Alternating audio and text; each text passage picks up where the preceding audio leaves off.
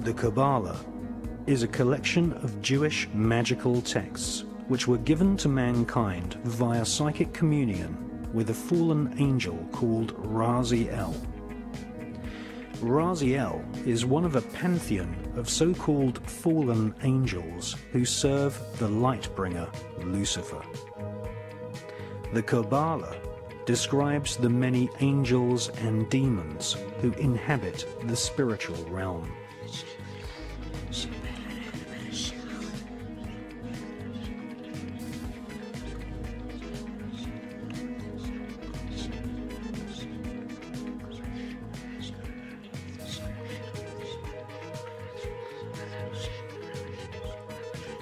The Kabbalah gives Kabbalists a roadmap called the Tree of Life, which explains how to invoke and communicate with these powerful spirits.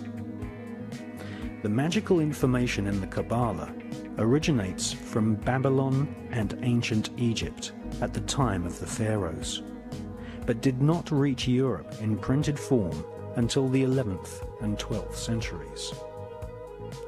The sacred books of the Kabbalah are just a few thousand words long, but they contain complex descriptions of a spherical Earth, parallel universes, and the atomic nature of matter, ideas which have become common doctrine amongst modern physicists and astronomers.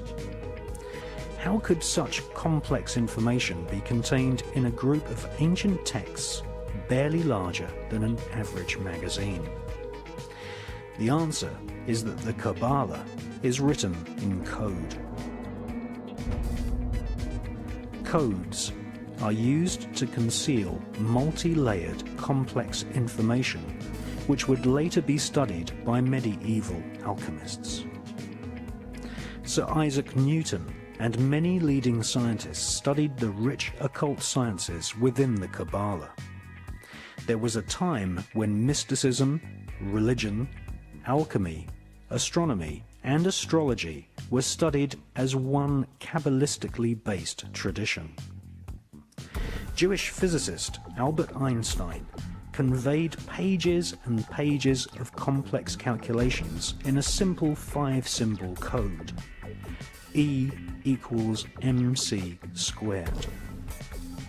Modern-day quantum physics, chaos theory, and the notion of parallel universes can all be traced back to the original texts of the ancient Kabbalah.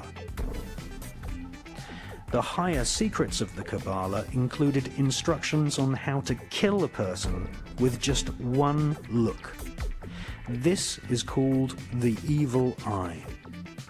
The magical name for the evil eye is En-ha-Ra. In a wax cylinder recording made in 1921, we can hear British black magician and part-time espionage agent Aleister Crowley invoking the fallen demon angel Raziel and En-Ra-Ha, the evil eye.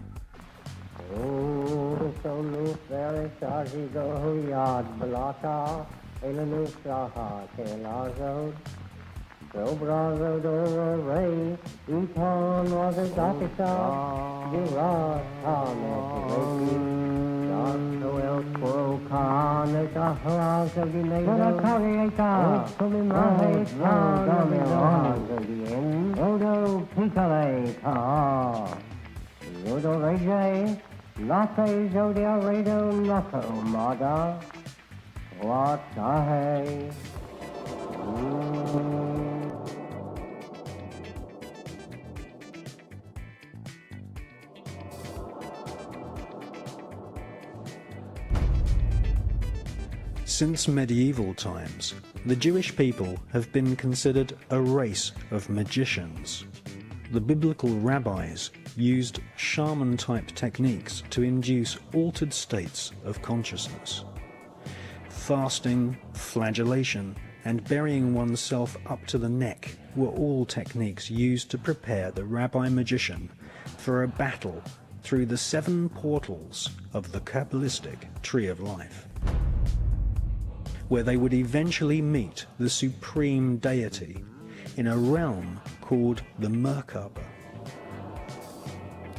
Ritual sex magic was also practiced amongst some Jewish cults. Many temples had holes in the walls so that rabbis could ritually sodomize a prostitute, a young man or a boy, and invoke the fallen angel Raziel as they reached sexual climax. The word sodomy is derived from the name of the biblical city of Sodom, in which sex magic and also blood sacrifice were widely practiced.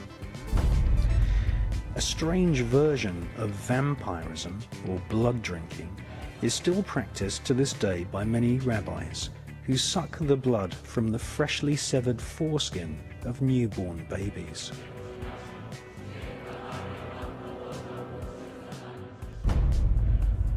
Much of the ritual we see in the modern-day Catholic Church, such as the symbolic eating the flesh of Christ and the symbolic drinking of his blood, are derived from ancient Jewish rituals in which different forms of vampirism and blood sacrifice were an accepted part of this occult tradition.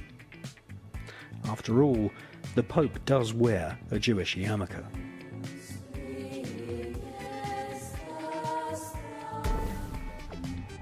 The collection of texts called the Kabbalah were eventually transcribed by Rabbi Isaac the Blind in Provence in the south of France during the 12th century. For the first time in its 6,000-year history, the ancient magical techniques of invoking fallen demonic angels and killing someone using the evil eye were put down on paper. The Kabbalistic writings of Isaac the Blind fell into the hands of a group of 9 French noblemen. These noblemen became known as the Knights Templar.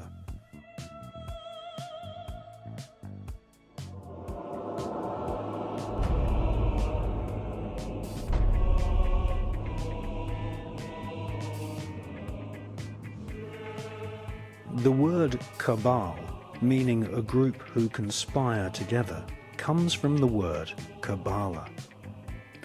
One such cabal, who were to later inspire a whole armada of black magic cults and Freemasonry, were the so-called Knights Templar.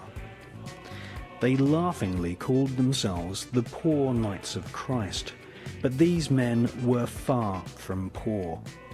They deliberately styled themselves as monks so that they could go about their Luciferian Kabbalistic studies and conduct business without being taxed nor arouse suspicion from the Vatican.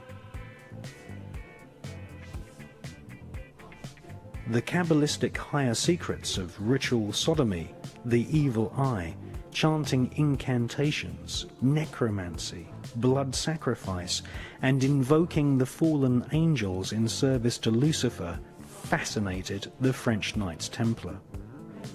They realized that the Kabbalah originated in Palestine, and once they had realized that the Kabbalah was the key to untold spiritual magical power, they cunningly planned a bloody crusade to Palestine in order to search for more Kabbalistic and magical artifacts. They eventually discovered and looted the Temple of Solomon. Solomon was a biblical magician king who is accredited with inspiring large parts of the corpus of works we now know as the Kabbalah.